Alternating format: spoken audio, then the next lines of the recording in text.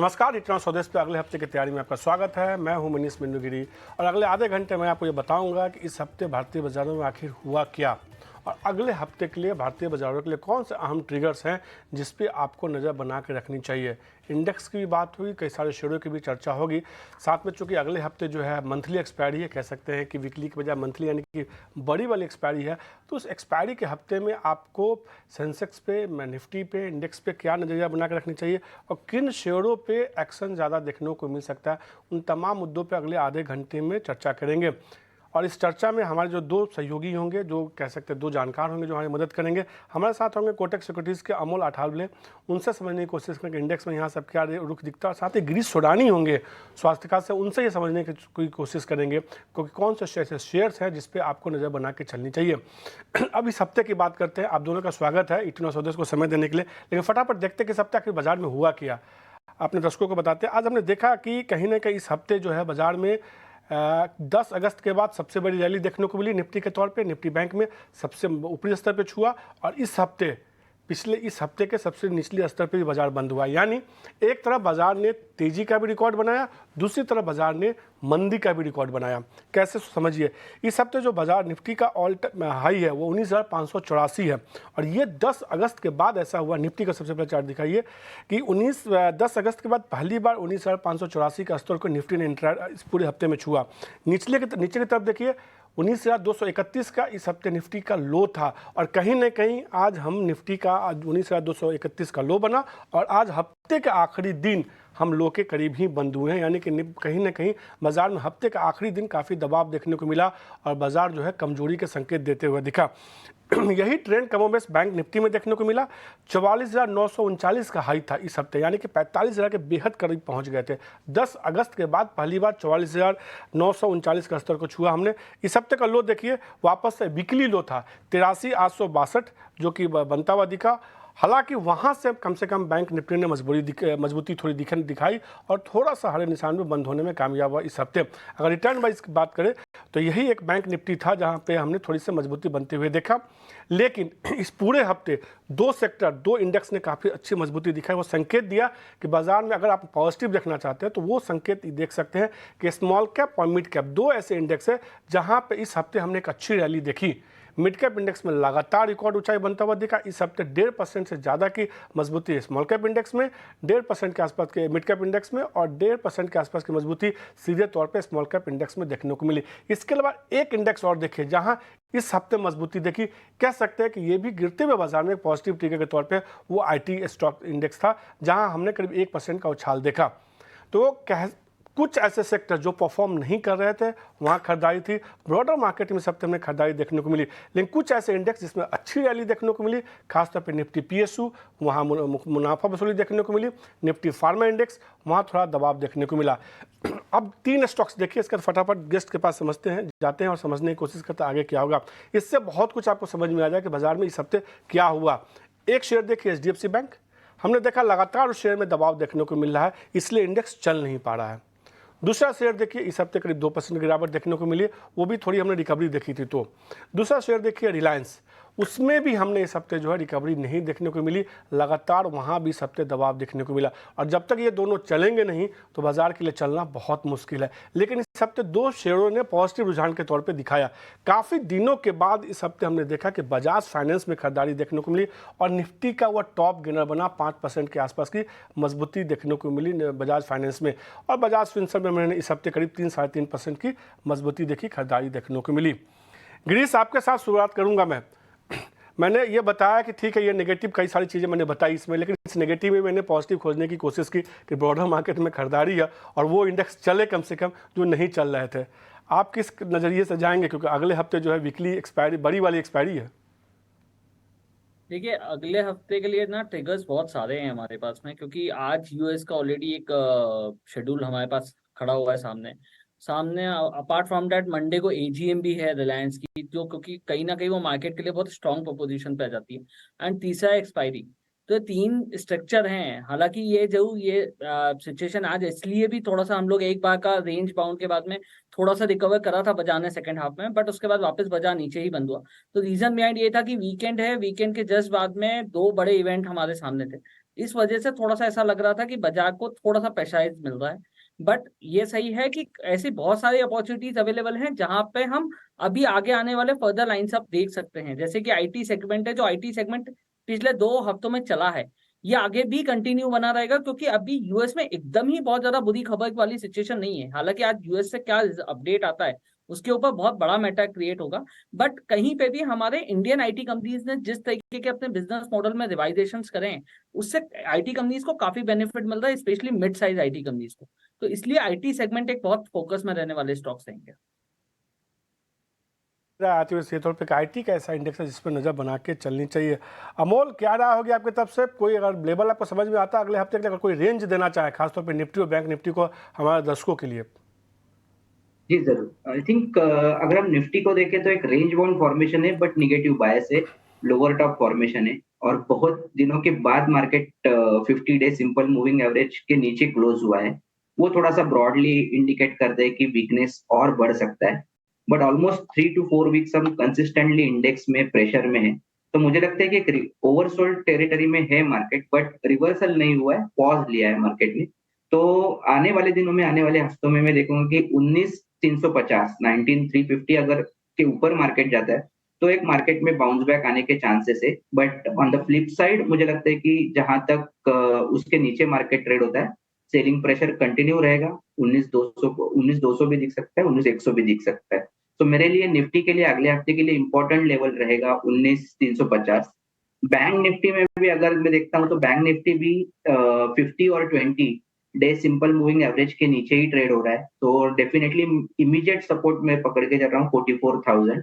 और अगर bounce back आता है तो मेजर हर्डल बैंक निफ्टी के लिए रहेगा 45,000 का, जहाँ पे मेजर एवरेजेस है। तो एक बैंक निफ्टी रेंज बाउंड है और निफ्टी में पुल बैक ड्यू है शॉर्टली। सीधे तौर पे निफ्टी बैंक में अगले हफ्ते जो एक रेंज बाउंड में यानी एक दायरे में कारोबार होता हुआ दिखेगा, और निफ्टी में हो सकता है कि पुल बैक रैली थोड़ी सी देखने को मिले। और फटाफट 3 स्टॉक्स की मैं बात करूँ क्योंकि इस हफ्ते सबसे ज़्यादा चर्चा हुई है, और मुझे लगता है अगले हफ्ते भी सबसे ज़्यादा चर्चा इन्हीं तीनों शेयरों पर होगी, जैसा कि अभी ग्रीस ने बताया भी, और जो है रिलायंस के AGM है उस पर सबकी नज़र होगी। ग्रीस तीनों स्टॉक्स, तीन शेयर जिसकी मैं बात कर रहा हूँ, इसके तीनों एक हफ्ते का चार्ट दिखाइए। रिलायंस, बजाज फाइनेंस, HDFC, तीनों शेयरों पर क्या राय होगी ग्रीस आपकी? कोई शेयर इन तीनों में से जो आपको पसंद आता हो ट्रेड करने के लिए? आज तो बाजार बंद है, आज के लिहाज से कोई अगर दर्शक किसी को शेयर खरीदना चाहता है अगले हफ्ते के लिए, तो कौन सा शेयर आप पे रडार पे होगा? देखिए, अगर इन तीनों में कैलकुलेट करी जाए तो मैं अभी रिलायंस के ऊपर तो डेफिनेटली बैट नहीं लगाना चाहूंगा, क्योंकि रिलायंस की AGM में काफी वर्डिंग्स रिक्वायर्ड है, जो स्पेशली जियो के अंदर, क्योंकि जिस तरीके की जियो के अभी स्टॉक्स मूवमेंट देखें एंड FIIs और DIs ने स्टॉक कट करे हैं रिलायंस के जियो के अंदर, तो मुझे पहले ऐसा लगता है कि जब तक स्टेटमेंट नहीं आता रिलायंस के अंदर तो डेफिनेटली हम अवॉइड ही करना चाहेंगे। बट हाँ, ये जो है कि बजाज फाइनेंस जो एक ऑप्शन में रखा जा सकता है, जो अगले 2 से 3 हफ्तों के लिए भी अगर कोई देखे तो मुझे यहाँ से काफी अच्छा अपसाइड दिखाई देता है बजाज फाइनेंस के अंदर। तो बजाज फाइनेंस अगले हफ्ते के लिए मैं टारगेट्स में रखूंगा बजाय रिलायंस के। अगले हफ्ते के लिए मैंने 2 स्टॉक्स को चूज करें, हालांकि थोड़े से लॉन्ग टर्म प्रपोजिशन में, अगर 6 लॉन्ग टर्म भी नहीं, मिड टर्म प्रपोजिशन में अगले 6 महीने आप जो 2 स्टॉक्स बताने वाले हैं मैं वो आऊँगा, क्योंकि उसके लिए एक अलग से हम बिगुल बजाते हैं, वो आता है एस्टेब्लिश होता है, तब हमारे दर्शकों को पता चलता है कि ग्रीस ने एक शेयर बताया शानदार शेयर, उसके लिए थोड़ा सा हमारे दर्शकों को इंतजार करना पड़ेगा। थोड़ी देर में जरूर ग्रीस बताएंगे। लेकिन रिलायंस के AGM की बात हुई है, अगले हफ्ते के लिए बजाज फाइनेंस ग्रीस को पसंद आ रहा है। एक बार फटाफट सौमित के पास जाते हैं और ये समझने की कोशिश करते हैं कि रिलायंस के AGM से क्या निकल के बड़ी बातें आएंगी। हालांकि गिरीश ने सीधे तौर पे कहा कि मैं अभी फिलहाल के लिए रिलायंस अवॉइड करूंगा, लेकिन रिलायंस के AGM में क्या हो सकता है समझते हैं सौमित से। सौमित, क्या बड़े ऐलान हो सकते हैं खासतौर पे जियो फाइनेंशियल के डिमर्जर, उसके बाद लिस्टिंग के बाद ये पहली AGM है? बराबर 2 कंपनी रिलायंस और जियो फाइनेंशियल सर्विस। हालांकि इन्वेस्टर्स की एक्सपेक्टेशंस ऐसी भी काफ़ी म्यूटेड है इस बार के AGM से, बट इन सेक्टर्स के बारे में कुछ एक्सपेक्टेशंस आने की ऐसे एक्सपेक्टेशंस है, और अगर आ भी जाती है तो काफ़ी पॉजिटिव हो सकता है कंपनी की तरफ से। तो पहला टॉपिक है value unlocking. Last year chairman ने क्लियरली कहा था कि वो आरआईएल के मार्केट कैप को डबल करना चाहते हैं 5 साल में। तो अगर मार्केट कैप को डबल करना चाहते हैं तो वैल्यू अनलॉकिंग काफ़ी क्रिटिकल होगा। और वैल्यू अनलॉकिंग कैसे हो सकता है? रिलायंस का जो 2 आर्म है, बड़े सबसे आर्म रिटेल और टेलीकॉम, इसको अगर वो सेपरेट लिस्टिंग कर ले या इसमें कोई फंड रेज और अनाउंस हो जाए तो थोड़ा बहुत वैल्यू अनलॉकिंग हो सकता है। उसके अलावा काफ़ी कम लोग ये जानते हैं कि आरआईएल के भी रियल एस्टेट एक पोर्टफोलियो है। उनके पास करीब 8,250 एकड़ की लैंड है हरियाणा के झाझर डिस्ट्रिक्ट में। तो इसको भी लेकर अगर कोई अनाउंसमेंट, डेवलपमेंट प्लान्स अगर वो बता दे, कैसे उस लैंड को मोनेटाइज करना चाहते हैं ये बता दे, तो ये पॉजिटिव हो सकता है। अब जियो फाइनेंशियल की हम बात करें, जिसकी हाल ही में लिस्टिंग हुई है, 4 दिन से लगातार सर्किट लगा है, आज सर्किट के बाहर है ये स्टॉक। तो इसके क्या बिजनेस प्लान है आगे जाके, क्या रोड मैप है इस कंपनी को ग्रो करने का, ये जानना बहुत इंपॉर्टेंट होगा। उसी के साथ क्या ऑफिशियल लॉन्च डेट होगा इसके सर्विसेज का, ये अगर कंपनी ने अनाउंस कर दिया तो ये भी काफ़ी पॉजिटिव हो सकता है कंपनी के लिए। उसके अलावा अगर हम देखें तो न्यू एनर्जी बिजनेस जो है, अब आरआईएल ने अपने एनुअल रिपोर्ट में ये कहा कि वो विलिंगली डबल कर सकते हैं इन्वेस्टमेंट अमाउंट। अब 2020 में उन्होंने 75,000 करोड़ का कैपिटल एक्सपेंडिचर का अनाउंसमेंट किया था, बट अगर इसको वो डबल कर देते हैं तो किस तरीके से वो इस कैपिटल एक्सपेंडिचर को यूटिलाइज करेंगे, ये जानना इंपॉर्टेंट होगा। आगे चल के क्या टाइमलाइंस है प्रोजेक्ट कमीशनिंग करने के और पोटेंशियल अर्निंग्स पोटेंशियल क्या है इन प्रोजेक्ट से, ये जानना भी इंपॉर्टेंट हो सकता है। ऐसी कमेंट्री भी अगर आ जाती है एजीएम से तो काफ़ी पॉजिटिव हो सकता है कंपनी के लिए। और आखिर में अगर हम देखें तो टेलीकॉम बिजनेस में अब वो 5G स्मार्टफोन लॉन्च कर सकते हैं इस एजीएम में। और बट ये जो इस टाइम का जो 5G स्मार्टफोन लॉन्च होगा वो थोड़ा हायर एंड पे हो सकता है। पहले के जो फ़ोन्स थे वो काफ़ी लोअर एंड पे होते थे। इस बार का जो 5G स्मार्टफोन का लॉन्च का प्लान है वो करीब 10,000 के आसपास का होगा ये फ़ोन। तो ये फ़ोन अगर लॉन्च हो जाता है तो इसके साथ अगर 5G सेपरेट प्लान्स कंपनी ने अनाउंस किया तो वो एक पॉजिटिव हो सकता है। और उसी के साथ इस फ़ोन के लॉन्च के साथ कंपनी थोड़ा हायर एंड के सब्सक्राइबर को टारगेट कर रही है, तो ये भी टेलीकॉम बिजनेस के लिए पॉजिटिव हो सकते हैं। तो ये सारे सेगमेंट्स को लेके अगर आप देखेंगे तो जनरली अनाउंसमेंट्स एक्सपेक्टेड है, या इस सेगमेंट्स में अगर अनाउंसमेंट आ जाते हैं तो पॉजिटिव हो सकता है रिलायंस के लिए। शुक्रिया स्वामित ये तमाम जानकारी देने के लिए। जैसा कि रिलायंस के लिंक से पहले ही गिरीश ने ये कहा था कि फ़िलहाल के लिए मैं अभी अवॉइड करूँगा रिलायंस को खरीदने के लिए। अब अगला जो सवाल है अमोल, मुझे सरकारी बैंकों को लेके है। इस हफ्ते हमने देखा कि तमाम सरकारी बैंक देखे वहाँ दबाव देखने को मिला। हालांकि इसमें एक अच्छी रैली दिखाई है, यूनियन बैंक हो, बैंक ऑफ इंडिया हो, दोनों में करीब 5-5% गिरावट देखने को मिली। एसबीआई भी खास नहीं किया इस हफ्ते। कह सकते हैं कि पीएसयू इंडेक्स में सबसे ज़्यादा दबाव था इस हफ्ते। हालांकि पीएसयू शेयर होने एक अच्छी रैली देखी है बीते कह सकते हैं 10-15 दिनों में। सरकारी बैंकों में कोई शेयर आपको पसंद आ रहा है क्या अगले हफ्ते के लिए?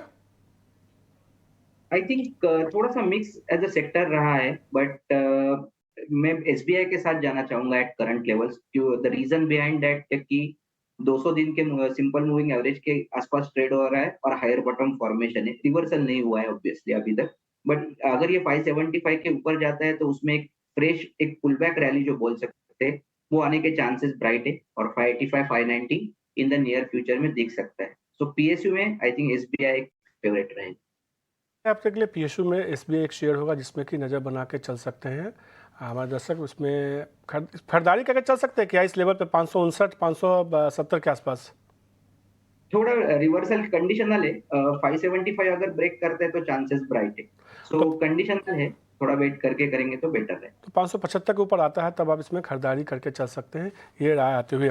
थोड़ी देर पहले मैंने गिरीश जी को रोका था कि आपको अपने जो शेयर जो बताना चाहते हैं वो मत बताइए, क्योंकि हम स्पेशल बिगुल बजाएंगे, एक सेगमेंट स्टिंग बजाएंगे, उसके बाद लीजिएगा। बात करते हैं वीआईपी स्टॉक्स की।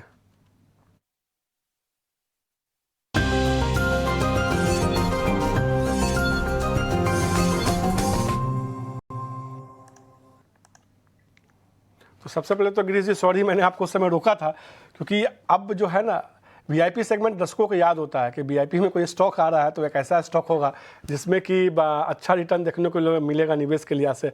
अब बताइए विस्तार से कौन से 2 शेयर आप लेके आए हैं? देखिए, एक तो मैंने पीएसयू सेगमेंट्स में उठ लिया है, क्योंकि जैसे कि हम खुद देख रहे हैं कि आयरन और लिथियम बैटरीज के जो माइनिंग्स को लेके काम गवर्नमेंट ऑलरेडी काफी फोकस में है। जैसे प्रधानमंत्री ऑलरेडी ऑस्ट्रेलिया भी गए थे रिसेंट विजिट के अंदर। तो एनएमडीसी हमने लिया है इस स्टॉक के अंदर।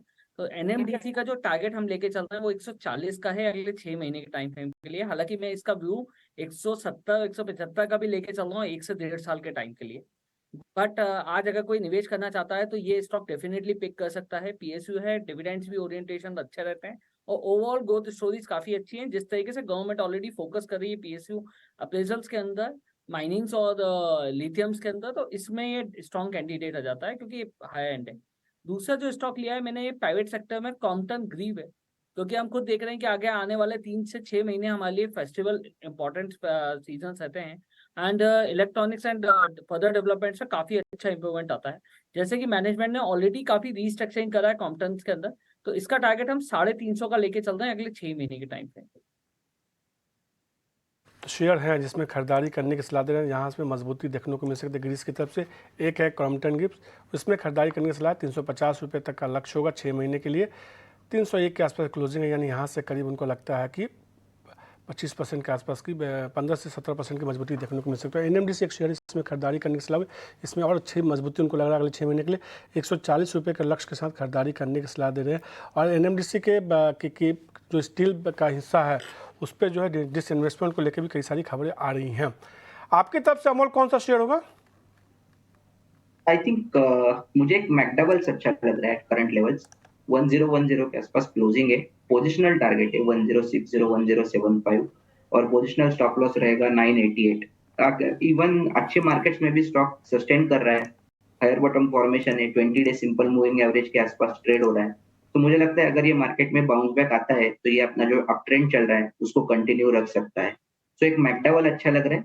दूसरा मुझे अच्छा लग रहा है एक LTIM 5130 के आसपास है, पोजिशनली ही रहेगा ये भी कॉल 5385 5400, स्टॉप लॉस रहेगा 5005।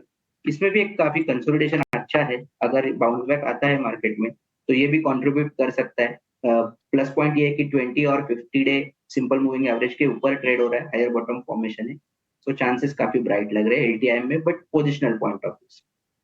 तो 90 में खरीदारी करने की सलाह 5385 का लक्ष्य होगा, 5400 का आपको एक दूसरा टारगेट जो दिया है। 5005 का इसमें स्टॉप लॉस लगाना है। स्टॉप लॉस का जो लेवल अमूल ने दिया है वो कभी भी आप भूल नहीं पाएंगे, 5005। अब जो कुछ स्टॉक्स और देखिए, एक स्टॉक सेक्टर की मैं बात करूंगा ग्रीस, और कोई शेयर आपको पसंद आ रहा हो तो बताइए निश्चित रूप से। रियल्टी एक ऐसा इंडेक्स था जिसमें हमने देखा था कि काफ़ी ज़्यादा तेज़ी के बाद पिछले कई हफ्तों से दबाव देखने को मिला। अब 2 हफ्तों से रियल्टी स्टॉक्स कहीं न कहीं सेटल होने की कोशिश कर रहे हैं, हल्की खरीदारी वापस से लौटी है। चाहे इस हफ्ते आप लोढ़ा को देखिए, मैक्रोटेक को, या इस हफ्ते आप DLF को देखिए, रियल्टी इंडेक्स में करीब आधा % की मजबूती कह सकते हैं, थोड़ी सी मजबूती थी। इसके अलावा आप देखिए दूसरे रियल्टी स्टॉक में थोड़ी थोड़ी खरीदारी वापस से लौटनी शुरू हुई है। कई ऐसे दर्शक हैं जो रियल्टी स्टॉक्स में खरीदारी वापस से करना चाहते हैं। अक्सर सवाल आता है, रियल्टी में कोई शेयर आपको पसंद आ रहा है पिछले दिनों के मुनाफा वसूली के बाद? देखिए, रियल एस्टेट सेक्टर में DLF मुझे काफी पसंद आता है, क्योंकि हम ये भी देख रहे हैं कि अगले, जैसे कि अभी हम कंटेंट के लिए भी बात कर रहे थे, same to same real estate के ऊपर भी यही फोकस आता है कि 2 से 3 महीने के अंदर पूरे फेस्टिवल सीजन है, और फेस्टिवल सीजन में बेसिकली रियल एस्टेट के अंदर जो सेल्स होती है वो काफी बूस्टअप होती है, क्योंकि 22 से 25% का जो सेल्स टारगेट रहता है इन लोगों का, ये लास्ट के 3 महीनों के अंदर ही रहता है, अक्टूबर, नवंबर और दिसंबर में। तो अगर ओवरऑल स्ट्रक्चर देखा जाए तो डेफिनेटली बहुत बिल्डअप हो जाता है। DLF के अंदर कैलकुलेशन इसलिए भी स्ट्रॉन्ग है क्योंकि काफी स्टॉक काफी नीचे लेवल पे आके सस्टेन हो चुका है। 460 का एक स्टॉप लॉस के आसपास हम लोगों ने बीच में आप ही के शो में ये बात करी भी थी। तो अगर आज के टाइम पे भी किसी को कोई पोजिशनल ट्रेड लेना है अगले 3 महीने के लिए से 6 महीने के लिए, तो मेरे लिए DLF ही है। मुझे यहाँ से 570 से लेकर 600 के एक टारगेट दिखाई देते हैं DLF के अंदर। तो DLF में यहाँ से और अच्छी मजबूती देखने को मिल सकती है, 570 तक का लक्ष्य देखने को मिल सकता है। वैसे कुछ स्टॉक्स देखिए इस हफ्ते रियल्टी में जहाँ अच्छी रैली देखने को मिली, DB रियल्टी देखिए वहाँ एक अच्छी मजबूती देखने को मिली। इंडिया बुल्स रियल एस्टेट देखिए वहाँ एक अच्छी खरीदारी देखने को मिली है। एक स्टॉक और एक की मैं खासतौर पर बात करूँगा, इस हफ्ते हमने देखा है कि वापस से मजबूती लौटी है सरकारी कंपनियों में। RCF को लेकर क्या आपकी राय है? इस हफ्ते हमने देखा IMD की तरफ से भी आया कि हाँ थोड़े बारिश कम हुई अगस्त में। स्काईमेट ने भी कहा कि अगले 15-20 दिनों तक जो है सूखे की स्थिति हो सकती है। RCF में इस हफ्ते हमने 12-13% की मजबूती देखी है। क्या इस शेयर इस लेवल पे अमोल RCF में खरीदारी करनी चाहिए? आई थिंक आपने बराबर कहा कि एक ये वीक में ऑलमोस्ट 12% का रैली हुआ है, स्ट्रॉन्ग बुलिश कैंडल है, प्रॉमिसिंग ब्रेकआउट लग रहा है, वॉल्यूम भी अच्छा खासा है, सो टेक्सचर अच्छा है। ओनली थिंग इज थोड़ा सा ज्यादा चला है। मुझे लगता है कि buying on dip, sell on rallies would be the ideal strategy. I think जब तक ये 118 के ऊपर स्टॉक ट्रेड हो रहा है, आई डोंट थिंक सो कोई बड़ा सेल ऑफ आ सकता है। आई थिंक ये लेवल एक प्रॉमिसिंग पकड़ के कोई ब्रेकआउट ट्रेडर है तो उसमें अपॉर्चुनिटी है, और ऊपर में 130 133 तक भी ये जाने के चांसेस काफी ब्राइट है। तो आरसीएफ में थोड़ी और मजबूती देखने को मिल सकती है, 130 132 तक का लेवल देखने को मिल सकता है। दो स्टॉक्स एक ही सेक्टर से जुड़े मैं बताऊंगा, पूछूंगा जिस पे ग्रीस बताइएगा मुझे। एक तो इस हफ्ते हमने देखा जेबीएम ऑटो में वापस एक अच्छी मजबूती देखने को मिली है, करीब 9-10% की। इलेक्ट्रा ग्रीनटेक देखिए वो लगातार अच्छा परफॉर्म कर रहा है। जेबीएम ऑटो और इलेक्ट्रा ग्रीनटेक, इसमें से किसी शेयर में खरीदारी करनी हो अगले हफ्ते के लिए, थोड़ी सी भी गिरावट आती है तो। हालांकि जेबीएम ऑटो में इस हफ्ते में 10% की मजबूती देखी है।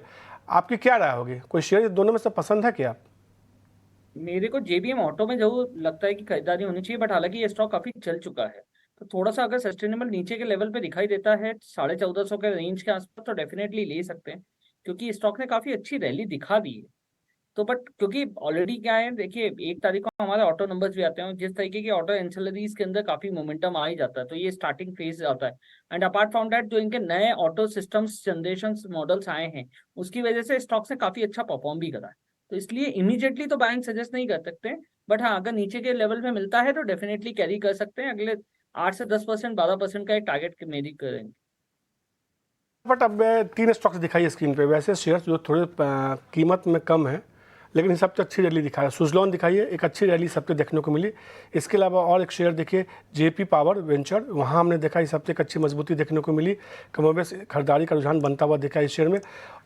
तो इन दो स्टॉक्स की मैं और सुजलॉन, यहाँ भी करीब हमने 18-13-14% की मजबूती देखी है। इन दोनों शेयरों में कोई शेयर आपको पसंद आता है क्या? कई सारे जो है ऐसे होते हैं ट्रेडर या निवेशक जो छोटे प्राइस के शेयरों पे निवेश करते हैं या ट्रेड करते हैं। अमोल, आपको पसंद है क्या सुजलॉन, जेबी पावर जैसे स्टॉक जिसमें इस हफ्ते हमने एक अच्छी रैली देखी है? जी, ये मैं इतना एक्चुअली ट्रैक नहीं करता, बट अगर चार्ट का अगर हम सुजलॉन का देखते हैं तो उसमें काफी अच्छा मोमेंटम है। ये साल में अगर हम देखें तो 112% का रैली हुआ है, और अप ट्रेंड कंटिन्यूएशन ये वीक में भी आई थिंक 13% का रैली है। सो अगर कोई चेस करना चाहता है या किसी के पास है तो आई थिंक 21 का ट्रेल स्टॉप लॉस अच्छा रहेगा। उसके ऊपर है तो ये मोमेंटम पकड़ लिया है स्टॉक ने, और भी मोमेंटम आने के चांसेस है, जो 23, 24, इनफैक्ट 25 भी जा सकता है। बट 21 एक सैक्रोसैंट सपोर्ट लेवल रहेगा, उसके नीचे वीकनेस बढ़ने के चांसेस या प्रॉफिट बुकिंग आने के चांसेस काफी ब्राइट है। अब तक सुजलॉन पर भी नजर बनाकर चल सकते हैं, बस 21 रुपये का आपको इसमें स्टॉप जरूर लगाना होगा। फिर अगर चलता है तो फिर 25-26 तक का भी स्तर देखने को मिल सकता है। अमोल और गिरीश, आपका शुक्रिया 18 स्वदेश को समय देने के लिए, तमाम शेयरों पे कह सकते हैं कि सलाह देने के लिए। और साथ ही अब 2 दिनों की छुट्टी है तो आप भी इंजॉय कीजिए, आराम कीजिए, क्योंकि पूरे हफ्ते आपकी तरह हमने भी मेहनत की और तमाम दर्शक भी लगातार पूरे हफ्ते जो 18 स्वदेश देखते रहते हैं, बाजार के साथ बिजी होते हैं। तो अगले 2 दिन आप लोग भी आराम कीजिए, फिर सोमवार को जो है पूरी नई तैयारी के साथ, नई जोश के साथ आएंगे। तब तक स्वस्थ रहिए, मस्त रहिए। और कल अगले हफ्ते की तैयारी में आज के लिए इतना ही। मुझे दीजिए इजाज़त, नमस्कार।